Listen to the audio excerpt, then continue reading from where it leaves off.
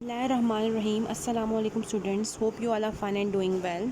I am your maths teacher of class 6 from Oxford Islamic Scientific School and it is your maths period. Today we are going to start our lecture number 11 part 1.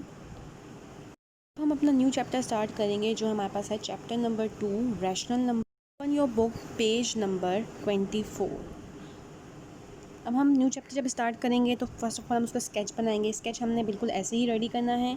Chapter लिखना है day exercise. Chapter हमारे पास 2 है. Day to day आप जिस दिन काम करेंगे वही डालेंगे. और एक्सरसाइज हम कौन से स्टार्ट करेंगे 2.2. फर्स्ट ऑफ ऑल हम अपने चैप्टर के बारे में पढ़ेंगे. हम रैशनल नंबर के बारे में पढ़ेंगे. What is rational number. Rational number क्या होता है.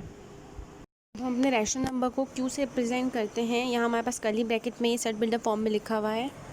तो कैसे पढ़ेंगे. X such that x equals to p upon q where p and q is belongs to z and q is not equal to zero. इसका मतलब क्या है कि x/x equals to p upon q. मतलब हम ऐसे नंबर्स जिनको p upon q की फॉर्म में लिख सकते हैं. Where p and q belongs to z. मतलब p और q कहाँ से आते हैं. p और q कहाँ से आते हैं. बिलोंग्स टू z मतलब इंटीजर से बिलोंग करते हैं. इंटीजर क्या होते हैं. पॉजिटिव नंबर भी होते हैं और नेगेटिव नंबर भी होते हैं.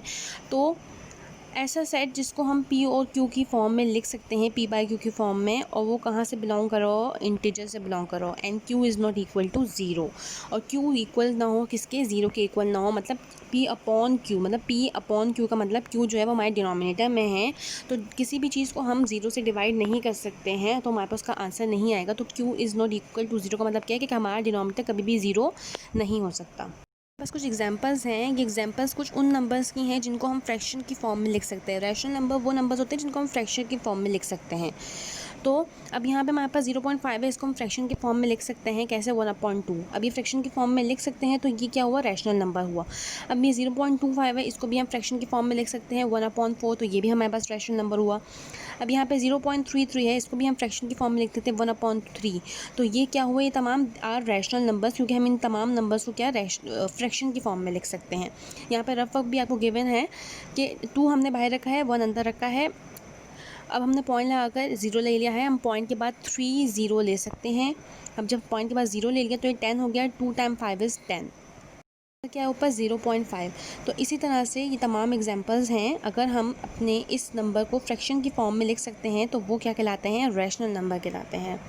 इसी तरह से नीचे स्टेप 2 में है क्या लिखा हुआ है. q equals to curly bracket में x such that x not equal to p upon q. मतलब ऐसे नंबर जिनको हम रैशनल नंबर की फॉर्म में नहीं लिख सकते. मतलब ऐसे नंबर जो रैशनल नंबर नहीं होते जिनको हम फ्रैक्शन की फॉर्म में नहीं लिख सकते.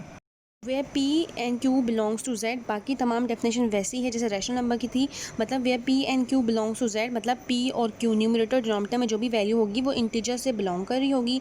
And q is not equal to zero. और डिनोमिनेटर कभी भी हमारा ज़ीरो नहीं हो सकता क्योंकि हम कभी भी ज़ीरो से किसी नंबर को डिवाइड नहीं कर सकते. यहाँ पे एग्जांपल्स दी हुई हैं. आप देखें यहाँ पे लिखा है 4.314236 डॉट डॉट डॉट. मतलब एक इनफाइनाइट नंबर है. यहाँ पॉइंट के बाद जो है वो डेसिमल के प्लेसेस जो है वो बढ़ती जा रही हैं. स्टॉप नहीं हो रही हैं. इनफाइनाइट है. इस तरह से दूसरी भी एग्जांपल 2.34598304 और डॉट डॉट डॉट आ रहे हैं. मतलब डिवाइड करने के बाद हमारा जो है वो डेसिमल जो है वो बढ़ते ही जा रहे हैं.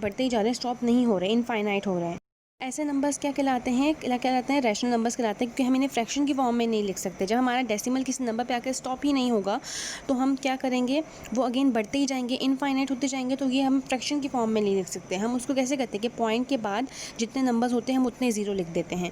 लेकिन यहाँ पर पॉइंट के बाद तो नंबर्स जो हैं वो कंटिन्यूस स्टॉप नहीं होते. इनफाइनाइट लिमिट में है. तो इसलिए ये क्या है ऐसे नंबर्स जिनको हम फ्रैक्शन की फॉर्म में नहीं लिख सकते वो क्या कहलाते हैं इररेशनल नंबर्स कहलाते हैं. Now, what is a reciprocal? The reciprocal of a fraction is the found by flipping it so the numerator and denominator are swapped. Reciprocal का मतलब क्या होता है. स्वैप मतलब क्या होता है तब्दील कर देना. मतलब जो न्यूमरेटर है उसको डिनोमिनेटर की प्लेस पे लिख देना और जो डिनोमिनेटर है उसको न्यूमरेटर की प्लेस पे लिख देना.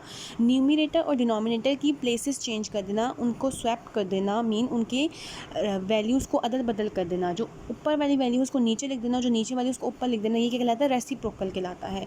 न्यूमरेटर और डिनोमिनेटर की प्लेसेस को चेंज करेंगे. जो न्यूमरेटर में होगा उसको डिनोमिनेटर में लिख देंगे और जो डिनोमिनेटर में होगा उसको न्यूमरेटर में लिख देंगे. तो ये क्या कहलाएगा रेसिप्रोकल कहलाएगा. फॉर एग्जांपल यहाँ पे हमारे पास एक नंबर है 4/5, इसके नीचे लिखा हुआ है रैशनल नंबर।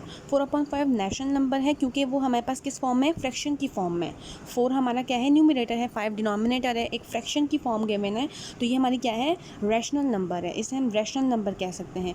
अब इसका रेसिप्रोकल क्या है, 5/4। कैसे, अब 4/5, 4 हमारा क्या है, न्यूमरेटर, और 5 हमारा क्या है, डिनोमिनेटर। रेसिप्रोकल में हमने क्या कर दिया, 5 हमारा क्या हो गया, न्यूमरेटर, और 4 क्या हो गया, डिनोमिनेटर। हमने प्लेसेस चेंज कर दी, जो डिनोमिनेटर में था उसको न्यूमरेटर में कर दिया, जो न्यूमरेटर में था उसको हमने डिनोमिनेटर में कर दिया।